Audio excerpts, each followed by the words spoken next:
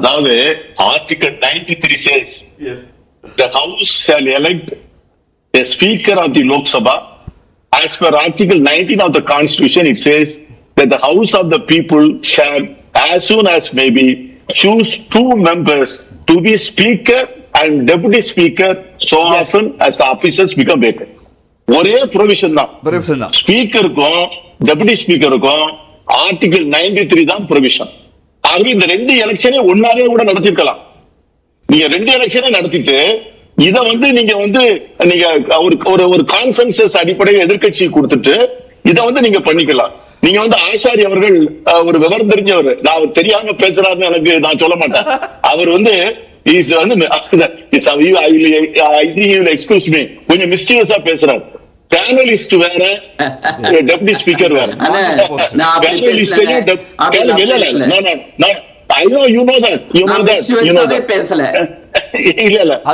இன்னொன்னு சொன்னா என்ன முக்கியம் கார்த்திய செல்வன், ஸ்பீக்கர் மேல நம்பிக்கை இல்லா தீர்மானம் வந்தால் deputy speaker will preside over the house. Yes, exactly. அதுதான் டெபுட்டி ஸ்பீக்கருக்கு இருக்கிற வெரி இம்பார்ட்டன்ட் ஃபங்க்ஷன்.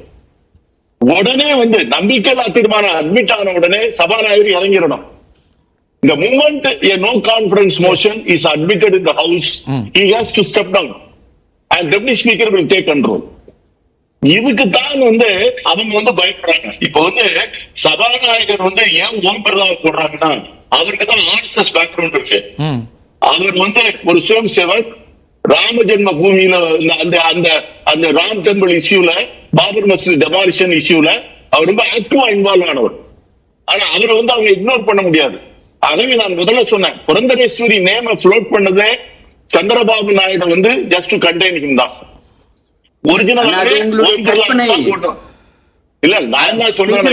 நீங்க திரும்பி திரும்பி ஆரம்பத்துல இருந்து சொல்றீங்க, இது உங்களுடைய கற்பனை. பேப்பர்ல என்ன வேணாலும் எழுதலாம்.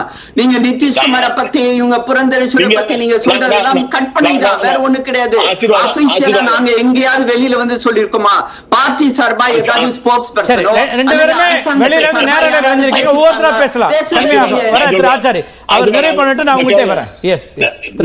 நாளைக்கு ஒரு சீனியர் கேபினட் பொசிஷனை நீங்க புரந்தரேஸ்வரிக்கு கொடுக்காங்களா இல்லையான்னு பாருங்க. she will be made only as a committee chairman. நான் இன்னைக்கு சொல்றேன், அவங்களுக்கு ஒரு சீனியர் கேபினட் பொசிஷனை இந்த கவர்மெண்ட் கொடுக்காது. ஏன்னா சந்திரபாபு நாயுடு will displease சந்திரபாபு நாயுடு. இதை நீங்க போக போக நம்ம 2 வருடம் தான் பார்க்க போறோம். 2 வருடம் தான் காலத்துல வர போறோம். நம்ம கடந்த காலத்துல பார்க்கலாம். நம்முடைய கடமை என்னன்னு கேட்டீங்கன்னா, பிரதமர் எந்த கான்சென்சஸ்க்கும் ரெடியா இல்ல. அவர் he wants to run the government as if he was enjoying 303. அதுதான் நாங்க என்ன சொல்றோம், that is not the case now. அது இப்போ அந்த பிரச்சனை அல்ல. இப்பொழுது opposition is very strong. நாங்க உங்களை கொஸ்டின் பண்ணுவோம். we will hold you accountable. we will ask questions. every constitutional provisions நாங்க we will take advantage of that. அதைத்தான் இன்னைக்கு இந்த எலெக்ஷன் நிரூபிச்சு. இல்ல ஆச்சாரிய சொல்றாரு 303ங்கிறது இல்ல, ஆனா என்டிஏக்கு 293 இருக்குங்க. அதனால நாங்க யாரு நினைச்சாலும் சபாநாயகர் ஆக்க முடியும். ஆனாலும் கன்சென்சஸ்க்காக முயற்சிக்கிறோம். அதுதான் ஜனநாயகங்கிறார். அதுதான் நாங்க எடுக்கக்கூடிய முன்னெடுப்புங்கிறார். அதான் கார்த்திகர் அழகா சொன்னாரு, ஒரு நோ கான்பிடன்ஸ் மோஷன் கொண்டு வந்தா நம்ம போயிடுவாங்க, நான் கொண்டு வர்றோம். இது it is only a warning. ரெண்டாவது இன்னொன்னு என்னன்னு கேட்டீங்கன்னா, in course of time நீங்க ஒரு பாறையில முதல் அடியில பாறை உடைஞ்சிடாது. பாறை 3வது அடியில உடையலாம், 4வது அடியில உடையலாம். ஆனால் முதல் அடியும் சேர்ந்துதான் 4வது அடியில எஃபெக்ட் வருது. நாங்க அடிக்கிற ஒவ்வொரு அடியும் ஷிண்டேக்கு தைரியம் கொடுக்கும். நாங்க அடிக்கிற ஒவ்வொரு அடியும் நிதிஷ்குமாருக்கு தைரியம் கொடுக்கும். நாங்க அடிக்கிற ஒவ்வொரு அடியும் சந்திரபாபு நாயுடுக்கு தைரியம் கொடுக்கும். ஆகவே இட் இஸ் எ ஜர்னி. அந்த ஜர்னில we have taken the first step. அதுல Modi will meet his Waterloo in the parliament, in this parliament. Achari சார்ட்ட நான் ஜஸ்ட் லைக் தட் அதை கடக்க விரும்பல. ஏன்னா நான் ஒரு 6 மாதங்களுக்கு முன்னாடி ஒரு மீம்ஸ் பார்த்தேன்னா, வாட்ஸ்அப்ல கட்சி நடத்துற சில குழுக்கள்லாம் மரியாதைக்குரிய எங்களுடைய துணை பொதுச்செயலாளர் ராஜா அண்ணன் சபாநாயகர் இருக்கையில் இருக்கும்போது ஒருத்தர் ஹிந்தியில் பேசுறாரு. அப்போ அவர் மோடியை புகழ்ந்து பேசுறாரு. இவர் சபாநாயகராக கேட்கிறார். அது அவையை வழிநடத்துகிற இடம். அது அப்படி அவையை வழிநடத்துவதற்கு எல்லா பாராமட்டத்திலையும் ஒரு 10 to 15 மூத்த உறுப்பினர்களை தேர்வு செய்து வச்சிருப்பாங்க. ஏன்னா அழகா பீட்டர் போர் சார் சொன்னார், தெளிவாக சொன்னார். எப்படி சொன்னார்னா, அவை என்பது வேறு, ஆட்சி என்பது வேறு. நாங்கள் எதிர்க்கட்சியாக இருந்தாலும் ஒரு ஒரு விவாதம் நடக்கிற போது அந்த அவை வழிநடத்தல ஒரு குழு இருக்கும். அந்த குழுவை துணை சபாநாயகரையும் குழப்பக்கூடாது. அந்த குழு அரசியல் சட்டத்தின்படி வகிக்கப்பட்ட பதவி இல்லை. அந்த குழு வாக்கெடுப்பு நடத்த முடியாது. அந்த குழு ஒரு ஒரு வாக்கெடுப்புனா இது நம்பிக்கையான தீர்மானம் மட்டும் இல்லை, ஒரு சட்டப்படி நடக்கிற ஒரு சாதாரண பில்லுக்கு கூட ஓட்டு போட உரிமை இல்லை.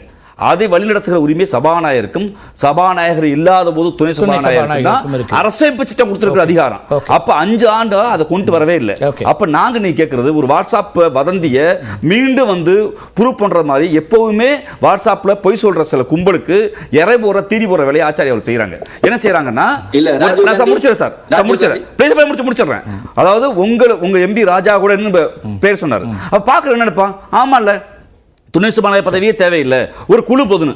நான் கேட்பது குழு அல்ல, அந்த குழுல யார் வேணா இருக்கலாம். அரசியல் சட்டம் உறுதி செய்திருக்கக்கூடிய துணை சபாநாயகர் ராஜான்னு நாளைக்கு அந்த இடத்துல உட்காருவாரு. எப்படி உட்காரணும், வழிநடத்த இருப்பாரு. ஆனா ஓட்டிங் பவர்ஸ் இல்ல.